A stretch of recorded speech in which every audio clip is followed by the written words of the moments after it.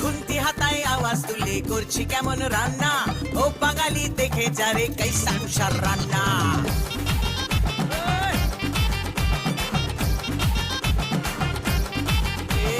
খুন্তি হাতায় আওয়াজ তুলে করছি কেমন রান্না, ও বাঙালি দেখে যারে কাইসা কুষার রান্না।